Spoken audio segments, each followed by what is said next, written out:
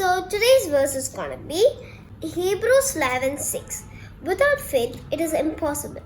So இந்த was அந்த God நமக்கு வந்து என்ன சொல்கிறாருன்னா வந்து நம்மளோட லைஃப்பில் வந்து ஃபெய்த் வந்து இல்லைனா வந்து நம்மளோட லைஃப்பில் வந்து எதுவுமே வந்து பாசிபிள் வந்து கிடையாது. ஸோ நிறைய பேர் வந்து இருக்காங்க இந்த மாதிரி வந்து அவங்க வந்து காட் கிட்ட வந்து நிறைய விஷயங்கள் வந்து கேட்பாங்க, ஆனால் வந்து அது வந்து நிறைவேறாது. பிகாஸ் அவங்களுக்கு வந்து காட் மேலே வந்து ஒரு ஃபெய்த்தே வந்து கிடையாது.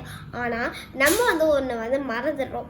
நம்மளுக்கு வந்து காட் மேலே வந்து ஒரு ஃபெய்த், ஒரு ட்ரஸ்ட் இருந்ததுன்னா வந்து நம்ம என்ன கேட்டாலுமே வந்து காட் வந்து கொடுத்துருவார். Because he has a everlasting love on us. அதனால் நம்மளோட லைஃப்பில் நம்ம எது கேட்கும் போது நம்ம வந்து காட் மேலே ரெஸ்பெக்டோட கேட்கலாம்.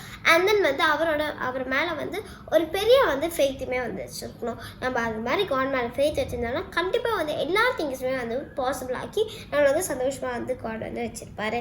சரி, நம்ம ப்ரேயர் பண்ணலாமா?